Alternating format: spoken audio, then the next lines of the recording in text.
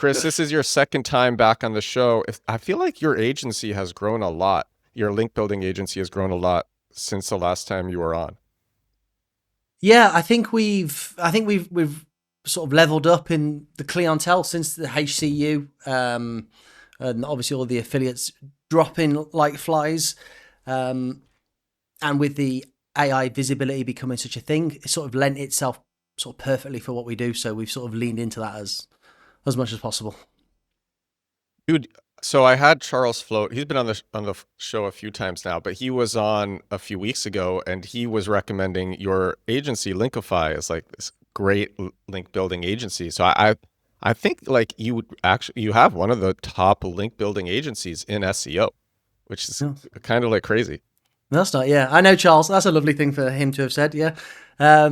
Yeah. I mean, there's a lot of people like doing it, I suppose, that we've always put like quality ahead of anything else. And yeah, it's been going well, but yeah, it's nice of Charles to say. What do you think Linkify, your link building agency, does different from other link building agencies? We don't compromise on quality, and with that comes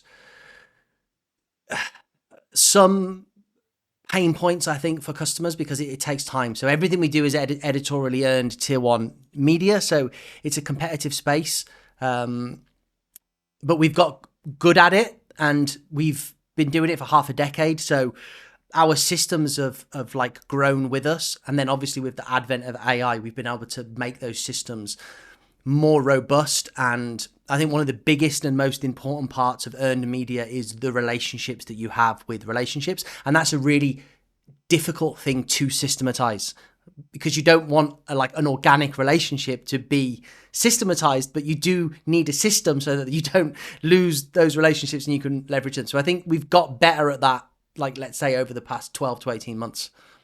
Well, now I'm actually, okay. So for people who don't know, you're doing expert quotes and digital PR. Are you doing anything else?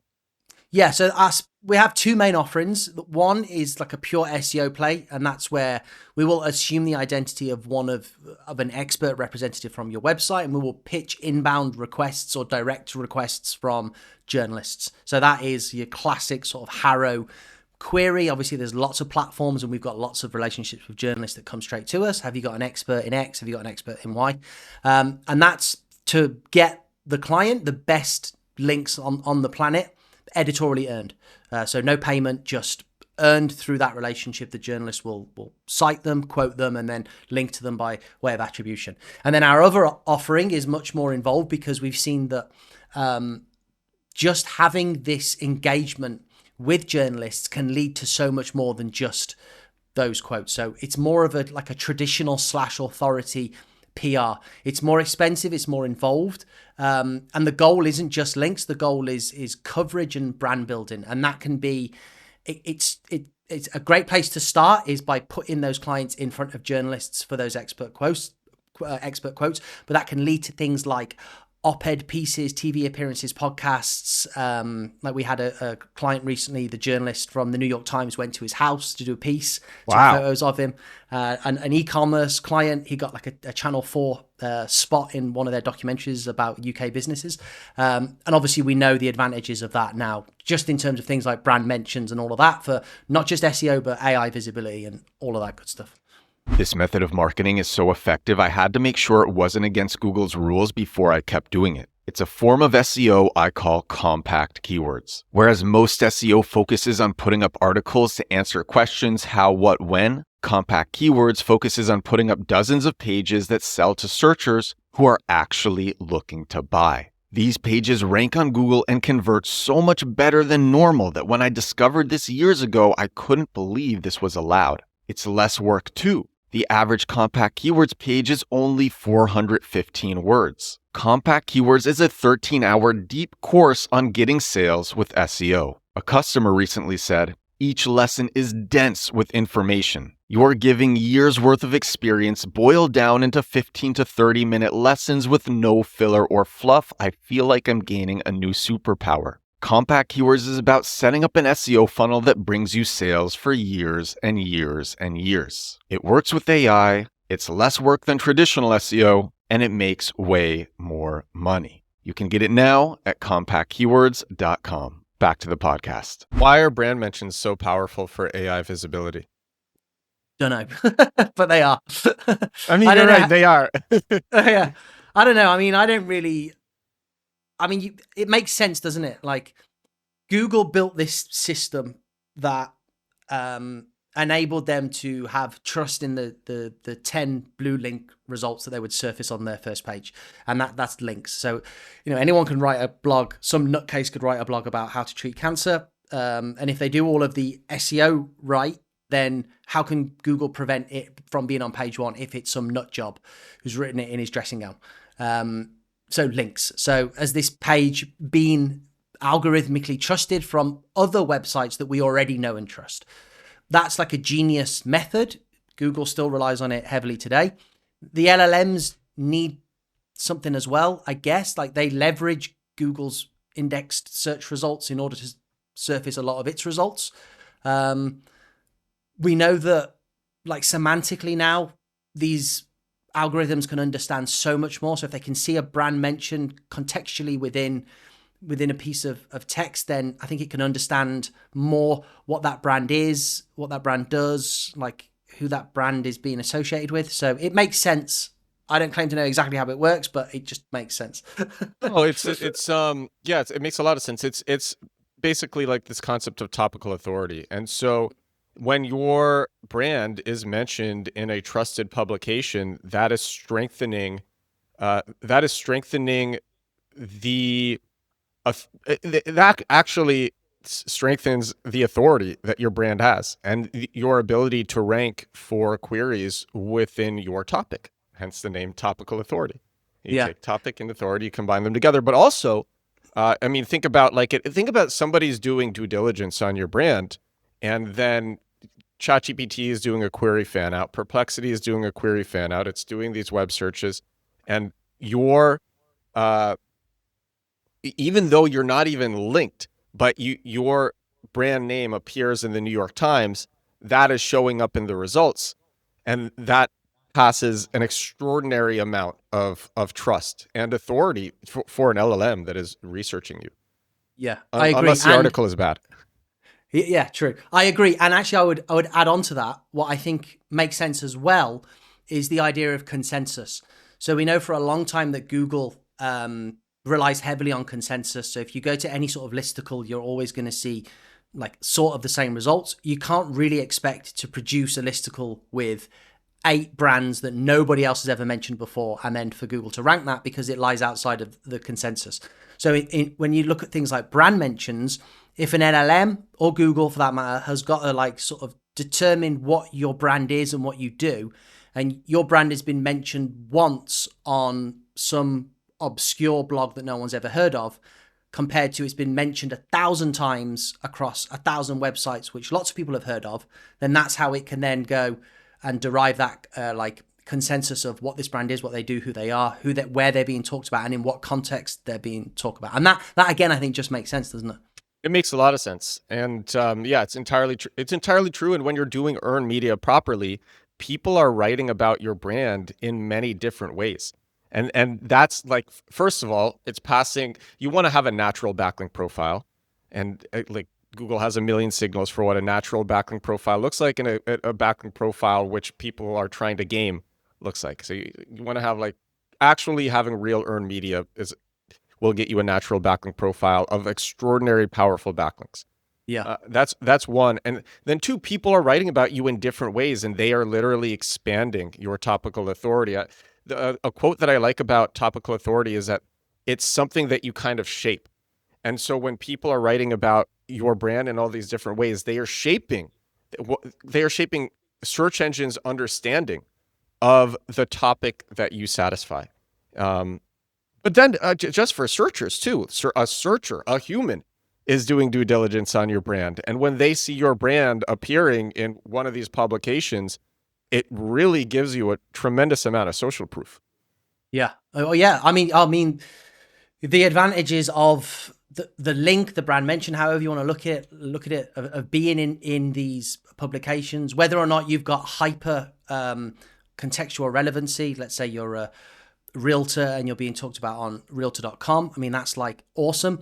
But also if you're being talked about on like forums and review websites in like a positive way, all of these different signals are a way to produce more information for like the knowledge graph that like you said, shapes that topical authority. And I've always considered, I think one of the reasons I'm as good at SEO as I am is because I've always considered reputation management to be a part of search engine optimization, but it was only with generative AI that lots of other SEOs started seeing it as also being part of search engine optimization. And I mean, one, like, let's be like, without generative AI, like I said, people are doing due diligence. They want to see if they can trust you. And they want to see just as many positive mentions of your brand as they can find. And I've seen a massive uptick in sales calls booked from people looking for reputation management. Yep. Some nasty shit as well. The stuff that I wouldn't touch with. Like, can you give examples? You can change the niche so that you don't. Well, what niche are they in, or what? How bad was like their, you don't their have reputation? to. Yeah, like just an example, and you can obscure it, so you don't reveal the company or person. Things that people are trying to do with reputation management. The last couple was I'm trying to think of as how to put the niche as broad as possible. Let's say property, and the reputation issue was criminal, but sort of white collar. And then the other one was the niche that they were in was, I think, finance, and the reputation issue was criminal, but yeah, like not nice. They wanted you to, they wanted you to basically push down these. Yeah. Maybe it was like a lawsuit that was showing up, and yeah, they want you. They want some nice earned media, which will put. But that's real because it actually works. Like when you get positive earned media, it can actually push down these bad things that are showing up about your brand. Or even if you don't have any bad things about your brand, it strengthens your authority and makes you a lot more likely to get customers. It also it really shortens the time between awareness of your brand and conversion. And that's something that a lot of people underestimate. Like, you don't have to do as many sales calls. You don't have to send as many case studies. Can you share like some, are you actually, okay, a better question is, when you are getting links for brands, are you also paying attention to the effect that these links have on rankings for like keywords or prompts that they care about?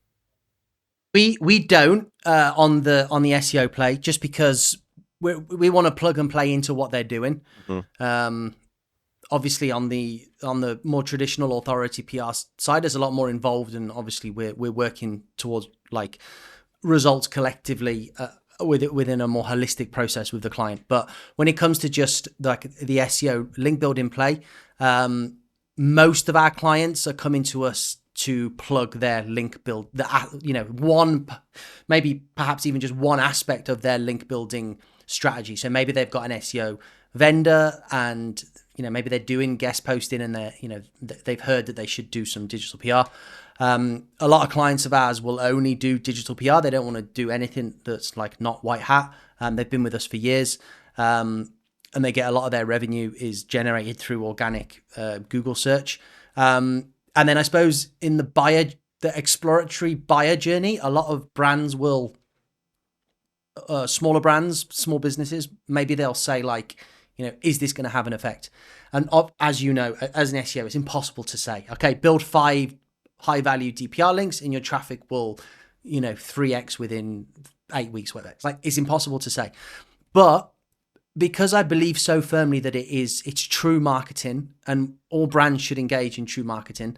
I think even just if you just take one of the benefits of like your first 5 high authority pieces of coverage, brand mentions, links, or whatever, that gives you a press badge for your homepage. And whatever you're doing, whatever you're selling, that is like the Shark Tank effect. You'll see any company that was ever featured in history on Shark Tank or Dragon's Den, go on the website as seen on Shark Tank, Dragon's Den. If you've been featured in Forbes, New York Times, BBC, you want to put those logos on your front page. If you're in e-commerce, hopefully your click-through rates, conversions will go through. If you're like selling a coaching service, people will have that. Even I do it. If I see some YouTuber who's talking about X, Y, and Z, I think, that's interesting. I go to his website and I see that he was a Forbes 30 under 30, and you have that instant trust. And like you said, those touch points, they get shorter and smaller, and that journey from awareness to buy-in is just drastically shortened. So yeah, to answer. Okay. I wanted to ask if you have any like case studies that you looked at,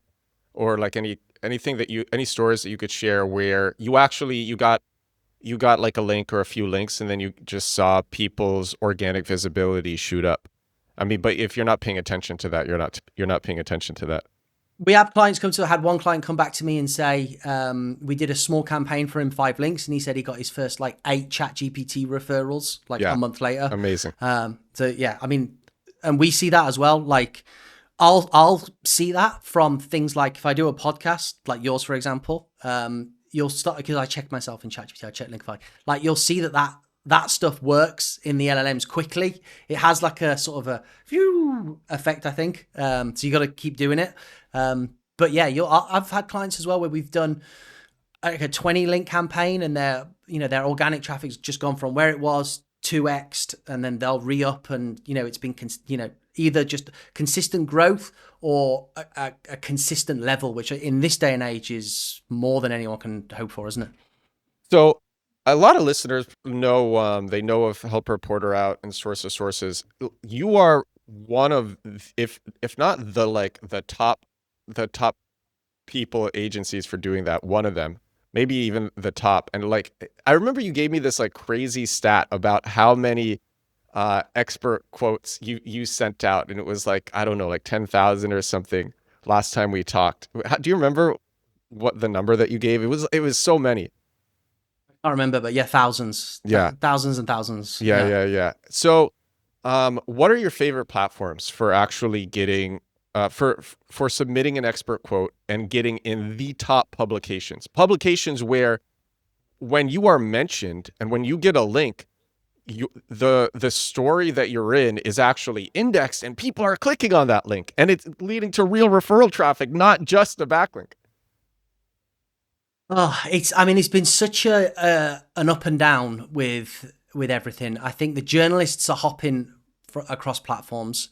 It depends what niche you're in, and it depends how you're going to handle it. Like, are you going to do it, properly? And I mean, the thing is now is you can't be producing AI written answers.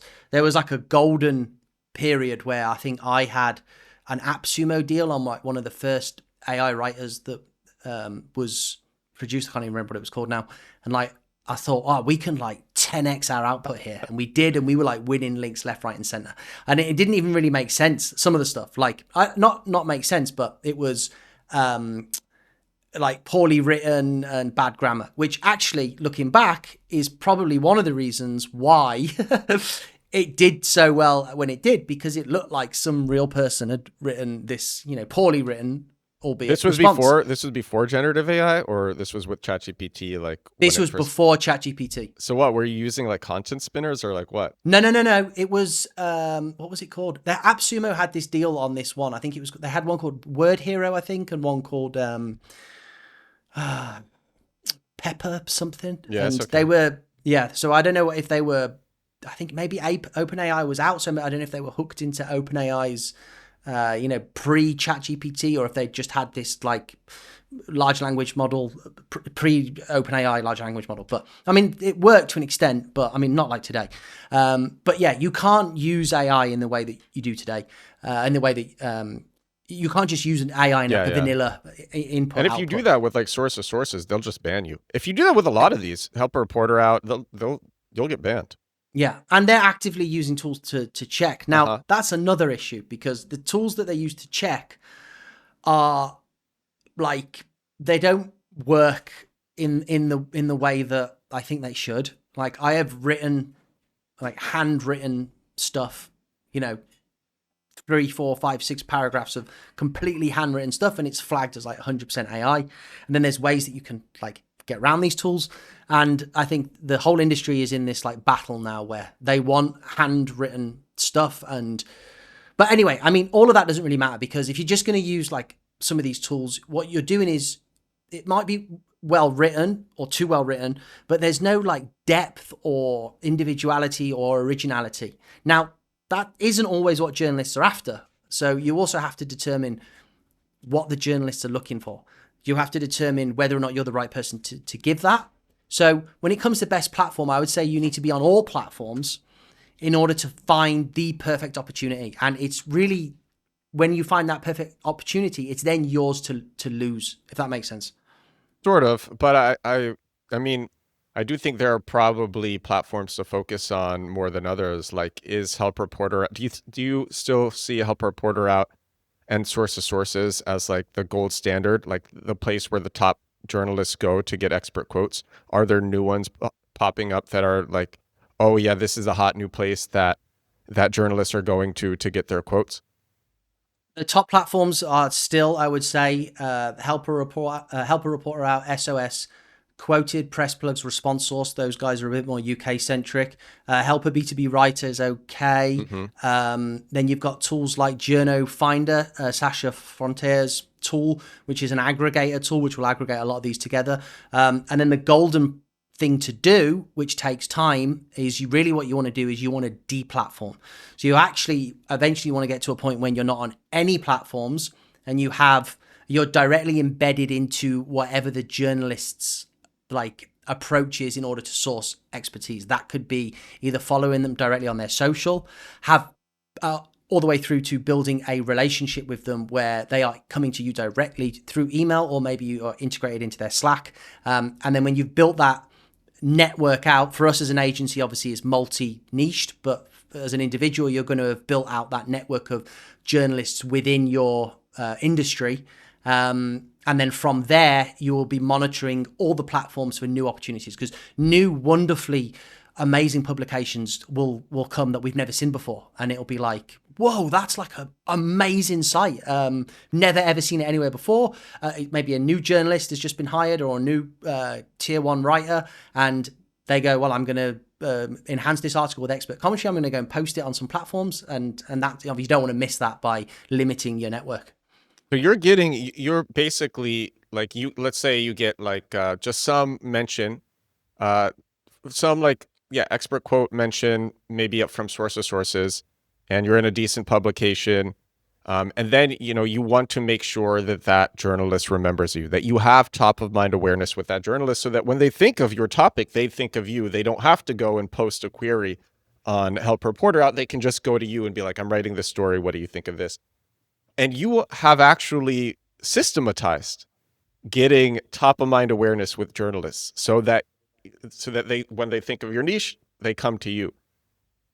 First of all, I'm curious if you're doing like traditional things like, like, I mean, yeah, you said following them on social media, so you're probably congratulating them on like work accomplishments. If you know their birthday, are you like sending them holiday presents? Are you doing things like that? Or like, I'm very curious, how are you systematizing top of mind awareness and relationship building with journalists?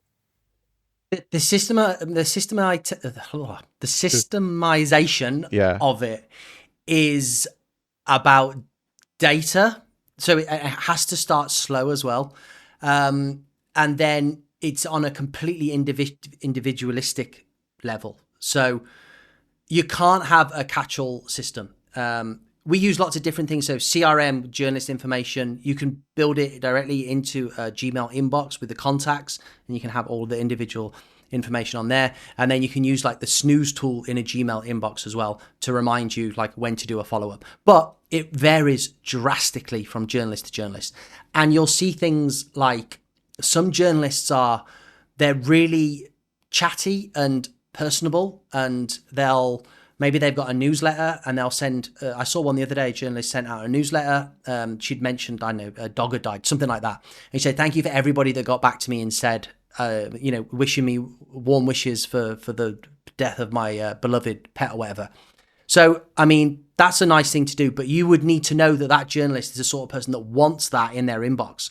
Some journalists, they don't even want you to thank them for the piece, and that relationship is nothing more than only sending them perfect responses. So they are looking for a Chicago-based MD with 10 years experience. Do not pitch that journalist unless you have that expert or you are that expert. That's the extent of the relationship with that journalist. Anything else and they might block you. Or so you have to first learn.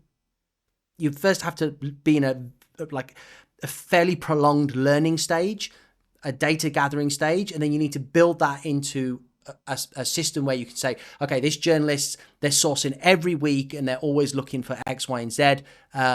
Reach out to them on a weekly basis, present your new experts. They'll always come back and they'll always say, yeah, I'm looking for this. Tell me what you've got. Right the way through to a journalist where it's just a matter of don't pitch them unless we've got the perfect expert. How many people work at your agency and where are they based? Well, I think we're at about 20. We're all remote. Okay. A lot of Eastern European, a couple of Americans, and then my mom works for us as well for now. She's obviously English. Yeah, that's about the spread. Have you ever had any cultural issues where you have journalists trying to create a relationship, or sorry, where you have employees trying to create a relationship with journalists in a very different location? Say like one of your employees is very far from the United States, but you want them to understand like what's up, how to actually create a relationship, how to talk to journalists in a way that's familiar to them. Have you had any issues like that, or do you just have a very, very rigorous hiring process so you don't face those issues? We have had issues with that. I think it would be unfair to say we haven't, and we do hire well. I don't think it's something that, I mean, I think I'm okay at it. Obviously, I'm not in the day-to-day. I know people on my team that are unbelievably good at it. They just have a way of wording things. It's like a gift, I think. And then I don't know how much you can, beyond a certain point, I don't know how much you can teach it. I mean, I don't think there's, saying happy birthday and stuff is just, that doesn't work anymore. It's the same sort of nonsense outreach. Like, oh, happy birthday. Like, are you looking for, like, they read through it where, yeah. I mean, we've got one lady on our team who's just fantastic and she just writes in a beautiful way. She's rich, just writes wonderfully in a way. You know how some people are just really good at interacting with other people. Yeah. So I think it's not as much of a cultural thing. It's probably more something that you can teach up to a point. Have you heard of Brex's champagne campaign? I have not. Okay, so I was like the CMO of Brex was buying. This is like an amazing. I guess kind of like what's this earned media sort. Okay, oh no, okay, it was for customers. I'm sorry, I thought it was for journalists. Basically, okay, this is what it was. So there was like 4 steps. Step 1 is Brex scraped a list, and you could apply. I feel like you could apply something like this to journalists. I don't know. So Brex scraped a list of 300 startups in the Bay Area that raised funding in the last 6 months. Then step 2 was they bought 300 bottles of $50 champagne each. 300 bottles of $50 champagne each. Step 3 is they sent champagne bottles to the 300 startups with a handwritten note from Brex's CEO. Handwritten note for 300 startups. Step 4 is Brex's CEO sent a personalized follow-up email to each company and asked if they'd take on a demo. So they spent $15,000 total on the champagne, $2,000 on the handwritten notes, $2,000 on TaskRabbit delivery. The total spend was $19,000 for 300 prospects. They had a demo rate of 75%. So they got 225 demos from that. And then a close rate of 75%. So Jeez. Total new customers was 169. And I mean, Brex, I forget exactly what Brex does, but like they made a ridiculous amount of money from something like this. I That's guess awesome. I'm sharing this story because I was curious if you've ever done anything like this, or if you ever thought about doing something like this with journalists. I think the issue with that, we've done that like from like a Linkify level in order to, we've done, sent books to like prospects, and had this whole like multi-touch point sort of lead gen strategy going. I think the issue when it comes to journalists, and the reason it fundamentally doesn't work, is because of like journalistic integrity. So the idea is about being a good source, providing value, and nothing more. Like any sort of exchange of anything outside of that, like a good journalist, I mean, maybe you could find some dodgy ones that are up for a free bottle of champers. I don't know, but I don't think a lot Well, of I them mean, would. I would assume that you have to you're already giving good information. It's not like they're just accepting you because you're buying them stuff. You're already actually giving them like high quality stuff. But it just makes it so like if they're like considering between like you and somebody else, it tips them over the edge every time for you. Something Could like be that. a could be a really good like could be a really good strategy, nurturing strategy. So let's say you engage with a new journalist for the first time. They include your commentary or one of your clients' commentary. By way of thank you, you could send them something like, my client was blown away with being included in this. Here's some champagne just to say thank you. Please don't think of it of anything other than just a thank you. And then, yeah, I mean, they're definitely going to remember you then, aren't they? So the next time you pop up in their email box with like another client's commentary, that's a pretty nice idea. That could work. Yeah. Yeah. Yeah, I like that. actually, as I was looking, so Brex's champagne campaigns cost $19,000, and it got them millions of dollars in ARR, in annual recurring revenue, from 19 grand. Okay, so people who are trying to do, and I also want to ask you about digital PR, which I'm endlessly fascinated with, like how you're like the different stories that you're generating, if you're doing like viral marketing, like what you're doing there. But what are the biggest mistakes that you see people making when they're trying to get accepted with Help a Reporter Out, with Source of Sources, with Help a B2B Writer, with Quoted, with all of these platforms? Not being completely and utterly visible for who you are and your association with the company that you represent. Like journalists are in a real dilemma now with not just AI responses, but AI personas. There's been a lot of talk on LinkedIn, and they've exposed like 20 different companies that have been doing this. Like, Really? well known. Yeah. So journalists are talking about, like, there's like journalist circles where they're like, don't trust this company, don't trust this, you're blacklisted, blacklisted, blacklisted. There's a guy from, I think it's called Press Gazette. I forget his name. It's escaped me. He's done like a couple of expose pieces where I think there's a big publishing company in the UK called Reach PLC. They own like the Express, the Sun, big publications, and there was this like psychologist that they'd exposed as being completely fictitious, AI generated, AI profile, just not a real person. Had been quoted like 70 plus times across all of these publications. And they had to go in and like remove everything. Then they all wanted to level up their like validation of who it is that they're going to include in their stories. And then this guy also a few weeks later released a list of like 20 companies that have been using fake personas, big companies. One company responded, and which was nuts. He printed his response, and he was like, they just had no shame. They were like, yeah, we just use a fake persona because it's like an easier way for our brand message to be positioned in a way that we want. And the guy was like, you can't do that. Like you can't do that. So yeah, the biggest mistake that you can make is, I mean, you might be a completely legit company and a completely legit person with complete legit credentials, skills, and qualifications, but I've been on people's like CEOs' LinkedIns, and they've got like no headshot picture. They've got like a banner and no headshot picture, or a headshot picture and no banner and like 3 connections. And it sounds, yeah, maybe you're not a LinkedIn person, but like LinkedIn is the sort of what you need. A LinkedIn profile. It needs to look legit. You need like a secondary and a tertiary social profile as well. So it doesn't look like you've just created a single fake profile. You need multiple headshots that are like demonstrably visible across the web. Like actually I'm guilty of this to an extent. I like use the same headshot for everything. So if you've got like one headshot out there and a journalist does a quick Google search and then like a Google image search and it's just the same headshot everywhere, it's instantly like, it might not be instant, oh, I don't trust this person, but if they've got another pitch from someone and they Google them and they go to Google Images and they can see like 100 different images of them with their arms around different people, rather than wasting their time to dig into whether this person is like genuine, they're just going to go with the other quote. So you got to be like as aggressive as you can, like be visible on the website, have clear navigational clicks to about sections on the web page, like on the homepage. Don't bury it like 8 clicks deep in some like expanded navigation. Like you want to be able to go about, okay, there's the founder. Like these are simple things that I see so many people do wrong.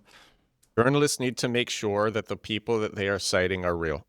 Yeah. And because like this wasn't as much a problem before, but it's a huge problem now, that there are so many just fake AI personas or just fake personas.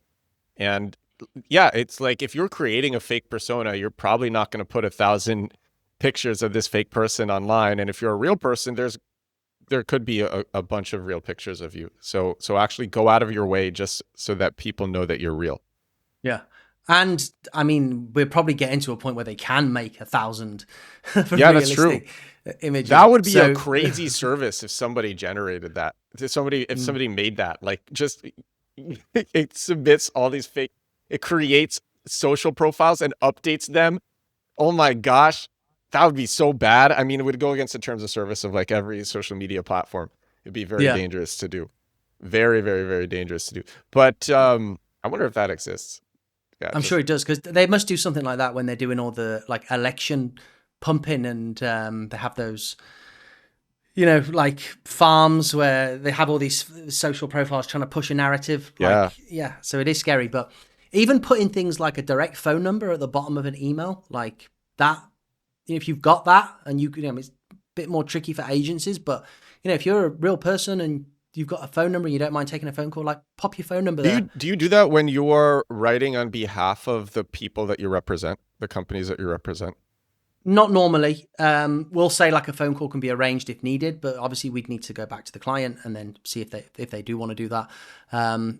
But yeah, that's a, you know, a great thing. Or say that they can be made, you know, you can make yourself available for a Google Meet or a Zoom. Anything that you can do to enhance that like visibility of authenticity is going to work in your favor against even someone who is not doing shady shit, but hasn't made any effort to, like, you know, a lot of SaaS companies are guilty of this. Like it's really difficult to find out who's behind the company, especially if the founder doesn't want to be like forward facing, but really like founder led growth through that entity of the founder and building the brand via that persona is like exactly what they should be doing. So, I mean, you can do it through other people. Like you'll see some companies like who's the first name you think of when you think of Ahrefs? It's like Tim Soto, isn't it? Yeah. And he's not the founder, he's not the owner, but so you can do it through other entities within your business, but you should be doing it and they should be visible. Yeah. Like highly visible. Yeah. When you're you said you're taking on the role of the founder when you are replying to help reporter out and sources. So then are you disclosing that you're an agency or are you just pretending to be that person? No, we pitch as an agency. We'll take the comments. We'll have a load of documentation to help construct the comments. Then we'll get like the approval from the client, and then we'll be able to send those to the journalist. Say these are the comments from my client. Really? You're saying these are the comments from my client? Okay. Yeah. That's how most agencies. Yeah, I've actually been a journalist. I don't know if you've ever done it, but I've been a journalist on like Help Reporter Out, and I've gotten lots of quotes like that. Yeah, where people say I do. Yeah, I pitch for my podcast on there actually, so it's really interesting to see the other side. And I think it's nuts as well that like the old like cookie thing, not cookie, Easter egg thing, like I'll just put in there like sourcing for a podcast, because we're looking for we're looking to explore like medical growth marketing and how that industry's like looked since the advent of AI. So I did one recently, and I'll put clear as daylight like what I want. Like I want a LinkedIn profile, I want a short bio, and if you've got any previous podcasts you've been on, a couple of talking points, like that's what I want to see in the replies. And the amount of people that just don't read it, like, and there'll be some like legit people on there, and I want to interview them, but why haven't they taken the time to pitch it, to read what I've written? Yeah, it's endlessly frustrating. When I was a journalist on these platforms, I dealt with that all the time, and it was just crazy to me. It's like, why even take the time? Why even take the time? Just like, I asked you, like, what's a mistake that everybody makes? And it's just like, read what the journalist wants and give them what the journalist wants. Yeah. 100%. It's classic sort of read the question if in an exam, like just take the time to read it. And yeah, why bother? Like if you want to get on my show, like you can potentially, but not if you don't read the question. Something else, I was talking about this recently, is you'll see on these platforms that journalists have a certain bias, and if you don't massively disagree with that bias, actually like figure out what that bias is and like write it in a way that's going to be favorable to them. Write the response in a way that's favorable to them. Lead with what they want to hear. They will oftentimes make it very clear what they want to hear, and you should actually lead with that.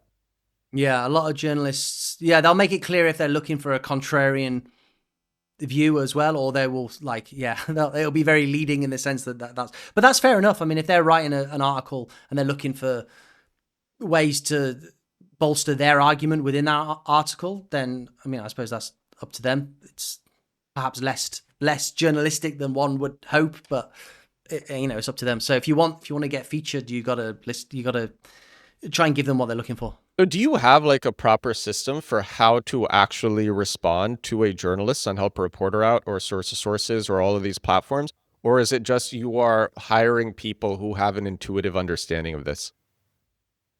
We have systems that I would say are frameworks, but again, it all boils down to the individual journalist. And then there's always new journalists coming onto the platform as well. So it really does depend. I mean, so let's take me for an example. I only just started sourcing for commentary on my podcast on Help a Reporter Out in recent months. So I'd never posted anything on there from the other side before. And I know when I first went on there, you can produce your response, and you can put at the bottom, like, do you want to filter out AI responses?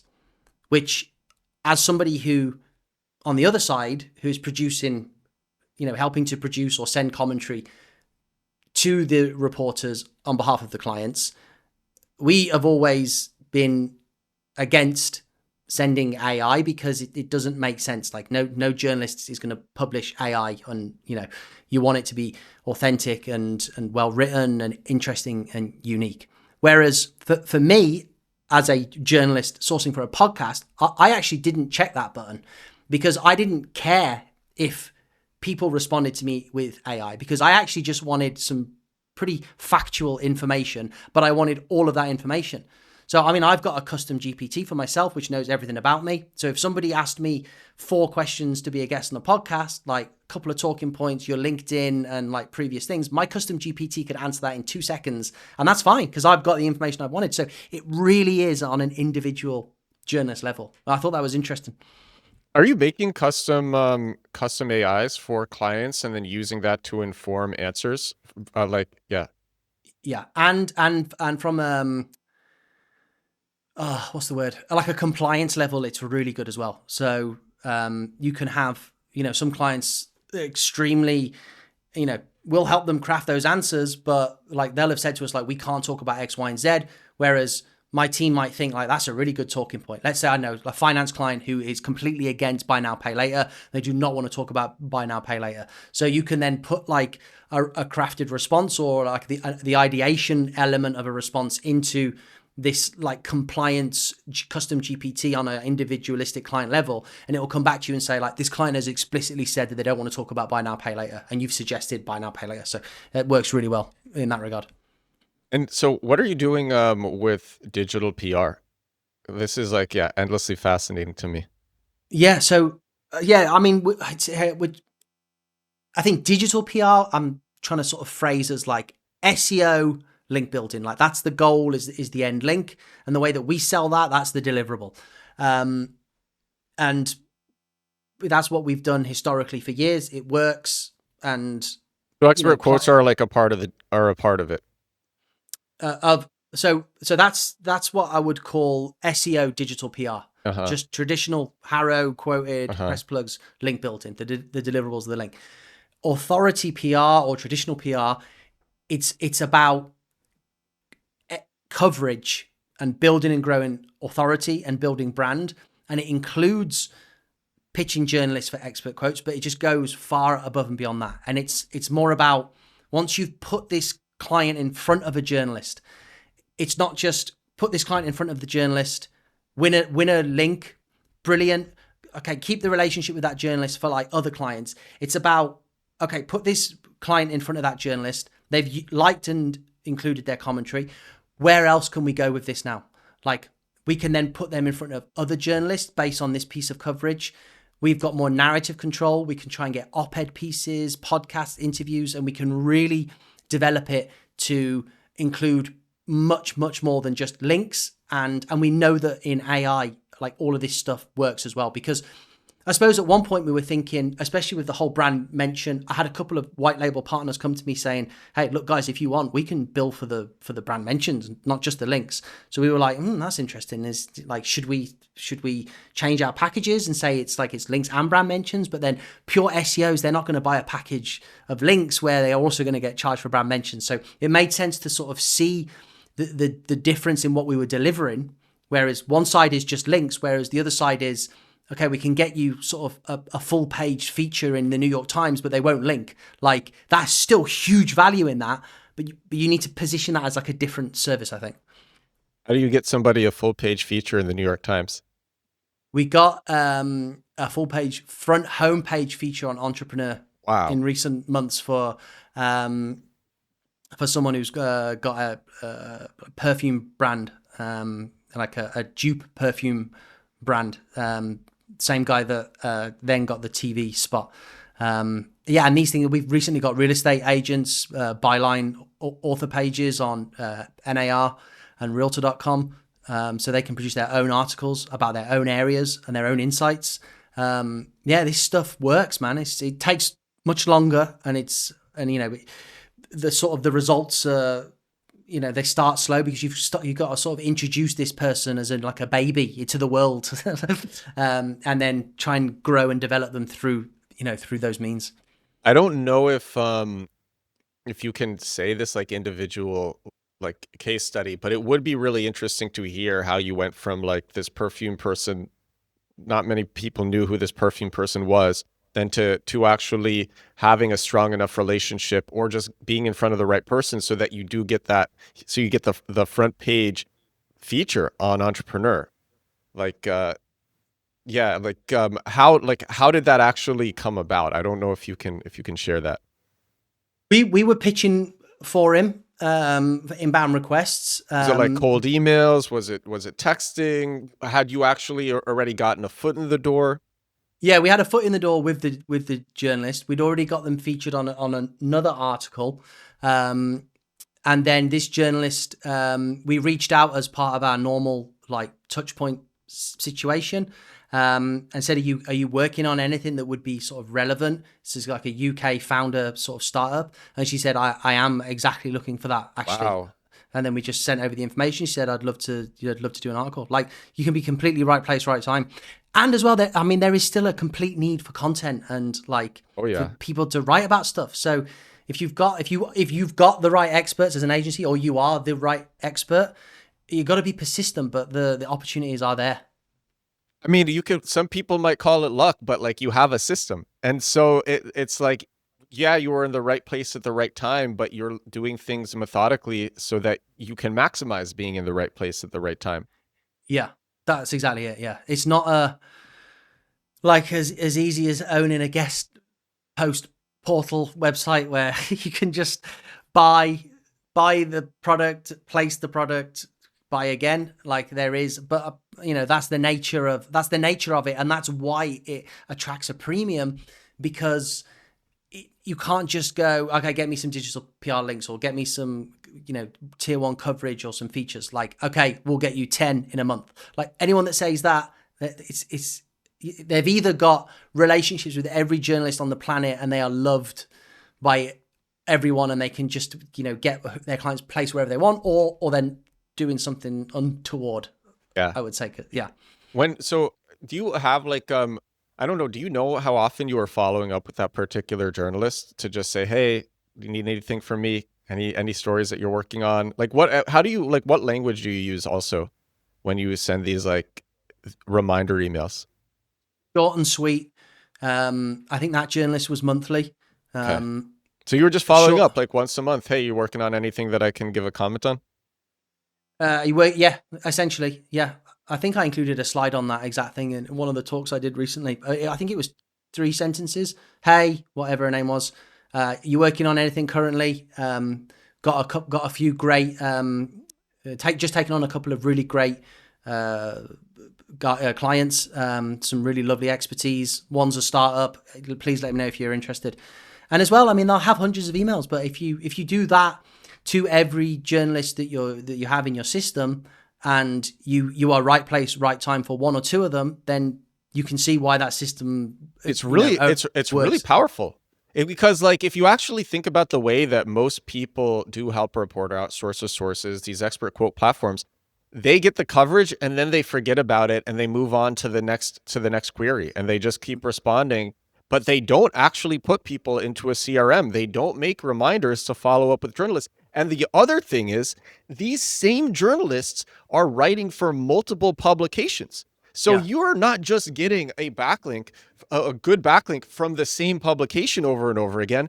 They might be working on a relevant story on a different powerful publication with high domain authority, and then a different one, and then a different one. And with the same journalist, you can get links from like 5 to 10 different amazing publications over time with the same journalist just because you followed up with them. And most link builders are not doing that. Most SEOs are not doing that. So that's like, yeah, that's amazing. That's a great thing to share. And so you're following up, do you have like a standard? If you were to say like a standard for how often you follow up, is it just every month? Is it every 2 months? Because you don't want to be annoying and have them hate you and block you. No, of course, yeah. And again, it depends. Like that will all be within the sort of the data that you've got on each individual journalist. One of the best things to do as well is to follow them on social media if you can, and have alerts set on their social posts. So Twitter's great because you can just easily set every time they tweet, set an alert.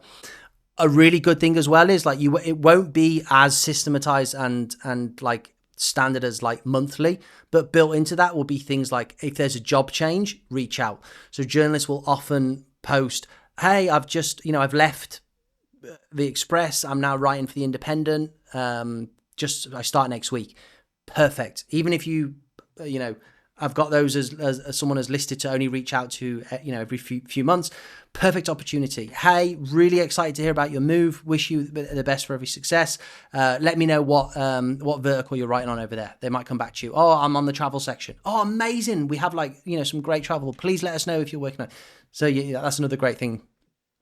Are you using AI to pay attention to journalist queries that are relevant? Like a journalist posts about like, hey, I'm writing this story, and you have an AI that's doing social listening, and then like it categorizes it as like, yeah, are you doing anything like that?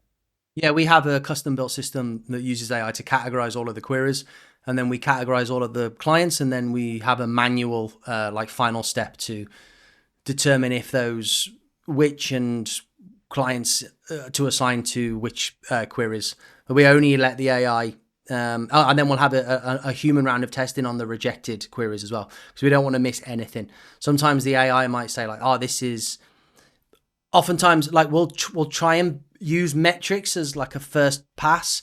We want as higher metrics as possible, like high DR, high organic traffic. But let's say we've taken on a company that does soundproofing, let's say, and the biggest industry soundproofing publication is soundproofing.com, and they're like a DR50 with like 12k traffic, but it's like the biggest publication in the industry. Like that's not an ideal sort of link on the face of it, but in that situation, it is a great piece of coverage and a great link, perfectly matched for that client. So we'll make sure we do a final review on like rejected queries as well to make sure the AI hasn't.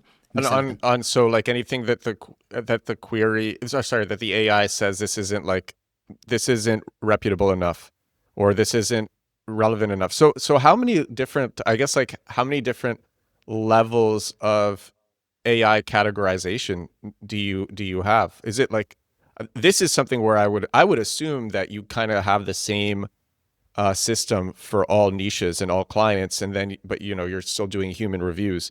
So is it like what is like the first level of AI categorization, AI filtering, and like, yeah.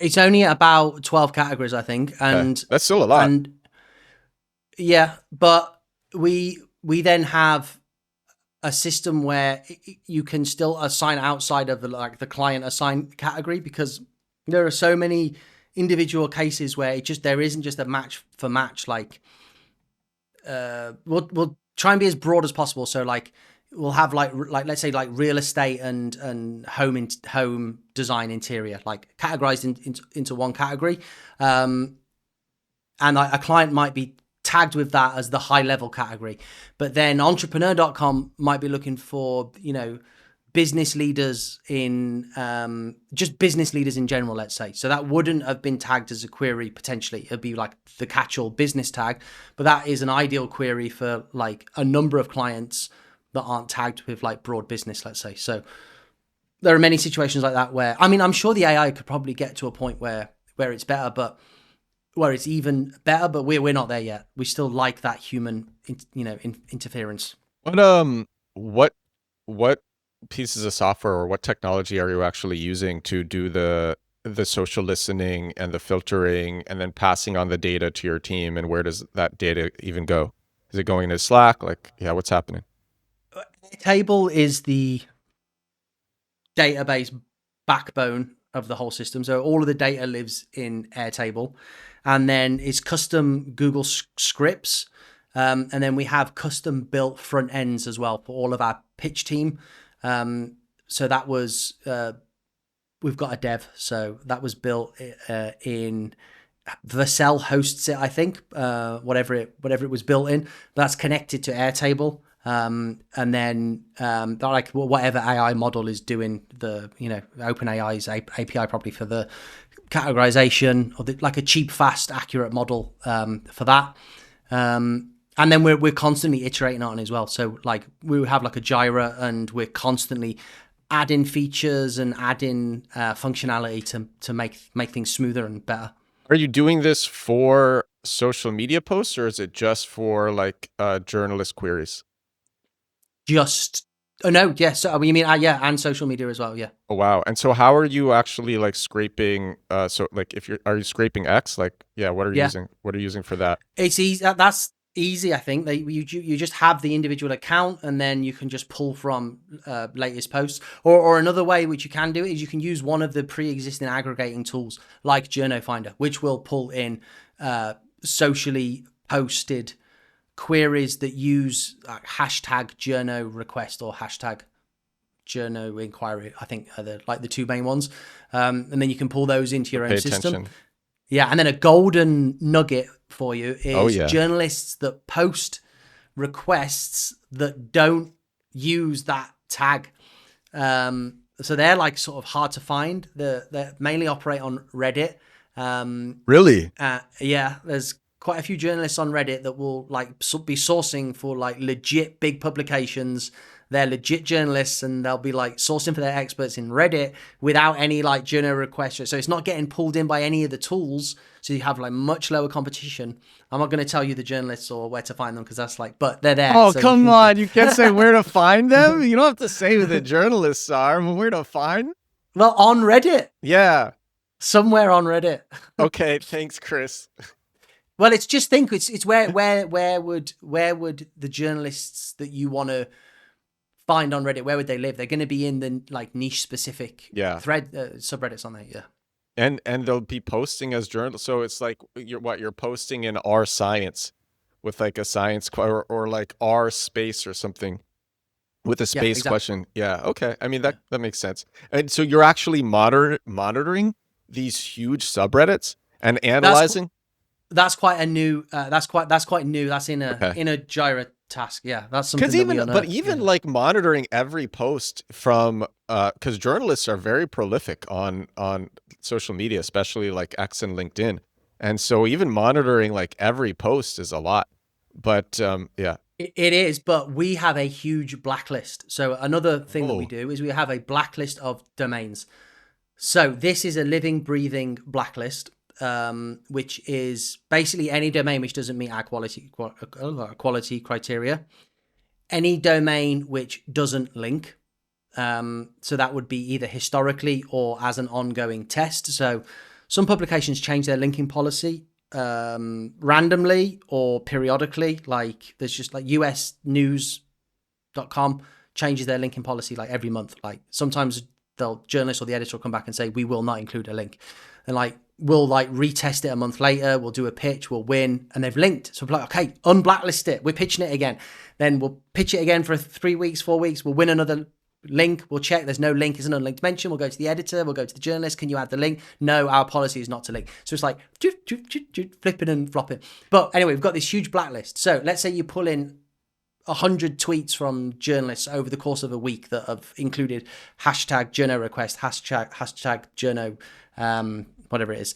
And 80% of them, the AI the journalist says, I am writing an article for myrubbishwebsite.com. Okay, myrubbishwebsite.com is blacklisted. Remove. So if wait, so you will actually blacklist smaller sites that don't give links or don't give even like do follow links? No. We will blacklist it for a number of reasons. So we bill for follow and no follow. No way around it. It's up to the journalist. It's up to the publication. And if you're an SEO, you want a healthy mix of do follow, no follow. That's true. So yeah, we don't blacklist on that level. We blacklist on will not link at all because it's just a waste of resources. So a few great sites that source for commentary continually, but they have upheld a non-linking policy for years. So it's just not worth it. Maybe for the traditional PR, but not for, SEO PR. We will blacklist for scam sites. So Brett, who owns HARO now, he's done a really good job at like trying to prevent this, but it still happens. So he was on last week. He was on the show last week. Yeah, he was great. So he still has problem. I still see it occasionally where somebody will source for a publication. We will pitch that publication because it meets our quality criteria, and we'll get a response back from the journalist saying, loved your comments, really happy to include them, just need you to pay like $150 fee. Blacklist. So you get rid of them. And then we just get rid of sites like, for whatever reason, it might be a legit site, legit author, but it's like a DR7 with no traffic. So we're not going to waste our time with that as well. So we'll blacklist all of those sites that don't meet that basic level of quality. Man, that probably makes things so efficient for your team. Everything goes into one system and it just goes to your team pre-vetted. And so you don't have like the people on your team reading through the query emails that go out every day on Help Reporter Out and Sources and all of these places. It's all going into one place. It's getting pre-vetted, pre-filtered, and then it's going to your team. That's correct? Yeah, exactly. So every opportunity that they are dealing with we want them to win. Oh man, that's smart. Oh yeah, that probably makes you so efficient. That's great. Yeah. Are you doing anything with like viral marketing? In what sense? Like where you have clients and you're also thinking of like creative angles and stories or things that they can do, or like different types of linkable assets that can be done. I don't know if that's within like your wheelhouse, or if it's, yeah. I mean, on the traditional authority PR side, we want stuff to go viral, but it's more about narrative control, because a lot of clients are as interested in building brand, but being visible for what they want to be visible for inside of not just search, but also LLMs. So if it's like a realtor who wants to be known for like being the go-to real estate agent in Texas for selling family home units, quite hard to go like viral in and around that narrative. Not to say that it can't be done, and we are looking at things like things that can, where you can have more like a hyperlocal element. So we've done really well with hyperlocal digital PR and traditional PR, just because it's like a win-win-win situation. Anybody that's in a business which lends itself to hyperlocal media coverage should jump on that opportunity. And you'll see this even in your own like town paper, like they'll write about anything. Like that's not to belittle it. I'm saying like if a new restaurant opens in your town, like your town paper wants to know about it. Like that is free press coverage and links for you and your business. So if you are like an expert in and around your subject matter, your business, and you can like tap into local interests or like newsjack national stories that have a local impact, like there is so much you can do, and the conversion rate is just crazy high because the journalists, like, they want that information. They're saying that actually doing like local earned media, or just doing pitches to local journalists, if you are a local business, is like way easier because there's less news. Not necessarily because there's less news, but because that news system exists to deliver local news, right, or to deliver a narrative around the local area. So I'll take real estate again for an example. If a new federal law comes out, or a state law, with regards to property taxes, let's say, zoning issues, I don't know, you Americans have crazy like zoning codes and all of this. So let's say something like that comes out, and you're in a small town, or like, you know, a mid-sized town in a state where that national or federal law can have an effect. Then you, as an expert in that industry, can provide really granular and important information that news publication can distill to its local readership. So you can just see the value add goes all the way through the chain there. It's like, it makes sense for everybody involved. And you, as the expert giving that sort of commentary, you get exactly what you want, which is like, it's still tier one. Well, you know, it's tier one media in the sense that it's a big publication. It's going to have high organic traffic, and it's going to be so relevant to you and your business. It's just crazy good. The results are just crazy good. We should do an episode in the future, just like a 15-minute episode on getting local press links, because like there's a lot of local SEOs and local businesses who listen to this show, like local businesses wanting to do SEO who listen to this show, but they might not have made it to the end of this podcast episode. And we should, just for those people, if they didn't make it to the end of this episode, we should just do like a 15-minute app on building, on getting local press, because this is like, yeah, this is super interesting.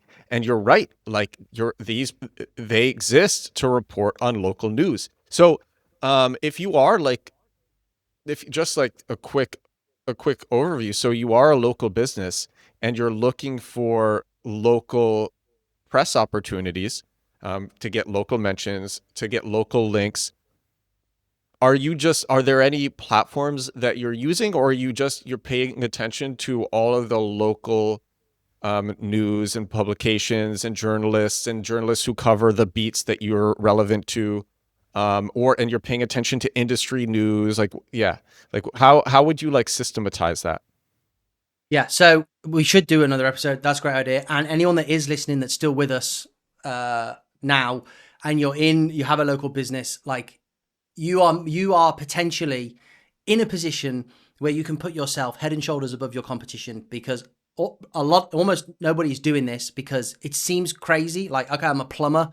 Like, how the hell am I going to get in the press? Okay. Now, this is a different approach to inbound requests. Like, local journalists are not sourcing for expert commentary for their articles. This is an outbound strategy. So this is where you need to go to them. But you can see how easy it is and why they will open these emails and why they will print the stories and give you coverage and links. You're a local plumbing business in your area, okay? National news or state news has just said that in the next 3 days going to be hit with lowest temperatures that the region has seen in the past 20 years, okay? You're going to go to that local, you're going to build a small list. You can do this manually of local journalists, local publications. You're then going to produce a story on how people can make sure that their pipes are going to stay, solid within this crazy period of cold weather, what they can do preventatively to stop any issues, and what they can do if they do get like burst pipes from freezing. You can just see why that is going to potentially get pickup, and why they're going to quote you and give you a link, and you're going to be in your local. We know from local SEO that local links are super valuable. So, yeah. But it's that small effort, isn't it? Like, as a plumber, you're going out, you're plumbing. That's your trade. But it isn't as hard as you think. Like, there's so many tools out there now. You will have the expertise, I'm sure. I'm sure if I had a 5-minute conversation with you, you'd be able to give me the perfect response to all of those things you should do. You might not be able to quite put it in a sort of a clickbaity, newsworthy headline and structure. Dude, I'm gonna make a TikTok after this. No, I can see exactly how you do it. Okay, like let's say you are that local business, you're the local plumber. You're not as brilliant of thinking of press opportunities as Chris Panteli. And what you do is you go to ChatGPT and you say, I have let's do something else. I have a roofing repair business in Dallas, Texas. I want to message local journalists who cover news, again, in Dallas. What are all of the angles that they might report on that would be relevant to me? Things like maybe there's like a heat wave that could impact like roofs, and where you need, or like there's going to be a cold snap where you need like more insulation, just things like that. And I have no doubt, because I've done many, many prompts like this, that you will get an amazing list of things to start with. And I'm going to turn that into a TikTok, because I know that people are local businesses are really going to vibe with that. And you're so right, because all of these local publications report on this stuff. It's really easy. Yeah. Well, yeah, I mean, there's a few things. I would go for the newsjacking angle, as opposed to just like give me a bunch of things. If there isn't a timely or like jacking angle to it, it might be a bit. So like, definitely be looking at the local or federal or national news and thinking anyway how that can affect. You could ask ChatGPT to give you ideas on.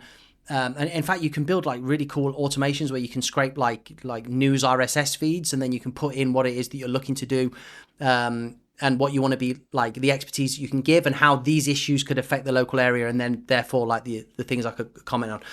You want to make sure you've got like a good, strong email. An email that works. Email deliverability is huge. You've got loads less risk doing this compared to like blasting 1,000 emails on a national level. If you're going to send like the same email to 10 local journalists from your business domain email, you'll be absolutely fine. And I'm sure it will land in the inbox, because, that's the exact 1,000 emails to journalists is essentially leaning towards spam, which is what they are trying to stop. 10 highly targeted emails from your business email, which you've had for 30 years, it's going to land. So that's great. So don't send 1,000 emails, be relevant.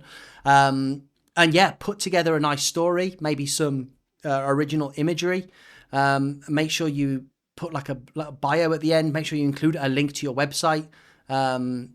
Say that you're reachable by mobile or email if there are any follow-up questions. And in fact, you can even use a tool like Prowly, I think it is, which can help you with your press release from ideation to sort of formatting, and really low cost as well. So, or you can just use ChatGPT. So yeah, I mean, it's there as an opportunity. It's there.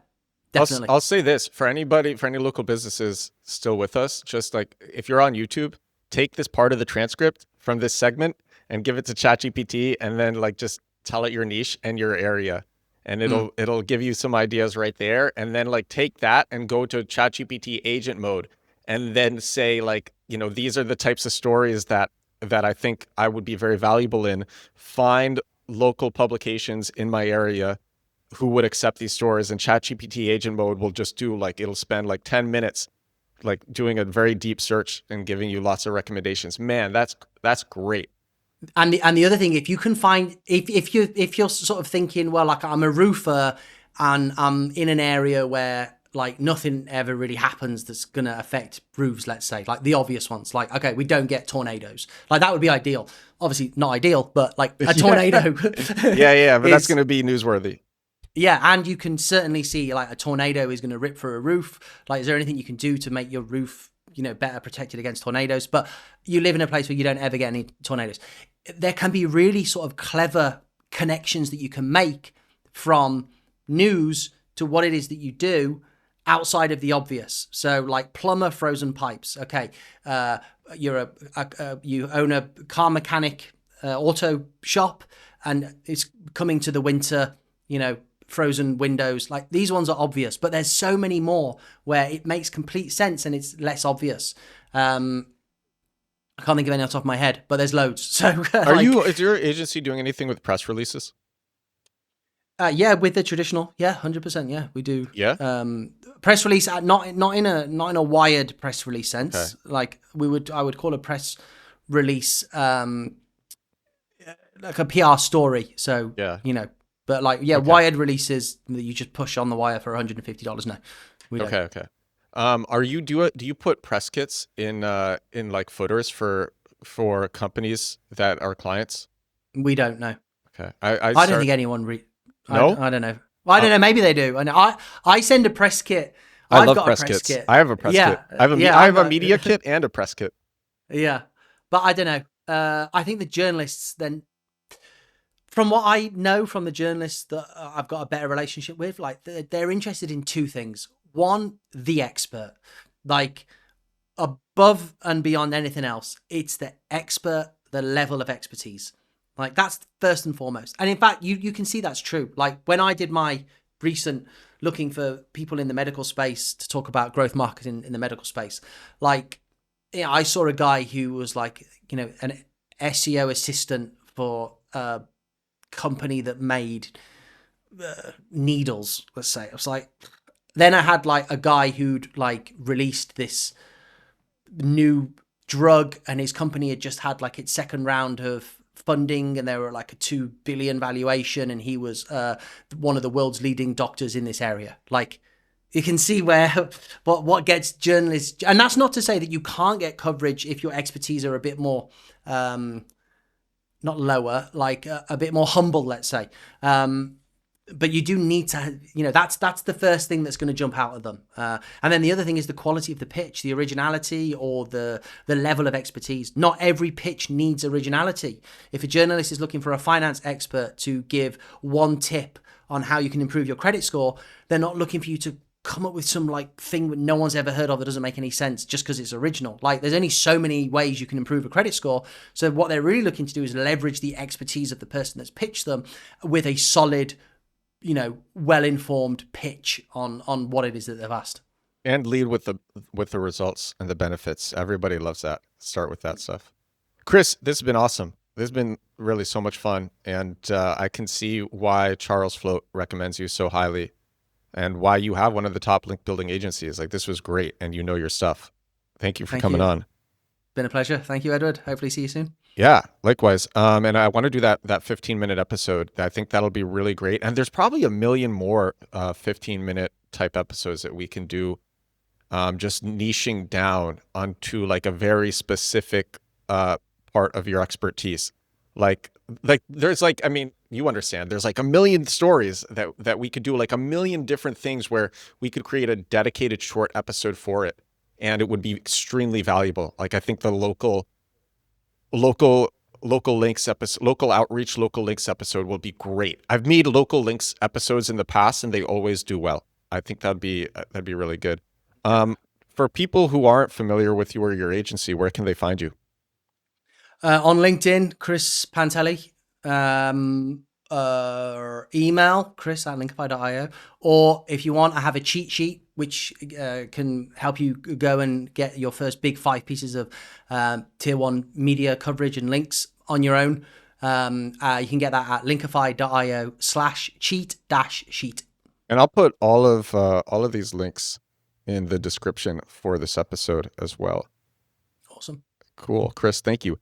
This is episode 969 of The Edward Show. 969 days in a row doing this podcast. No days missed. 969 days in a row since starting. That's crazy. If you watch this on YouTube, thank you so much for watching. If you listened on Spotify or Apple Podcasts, thank you so much for listening. And I will talk to you again tomorrow. Bye now.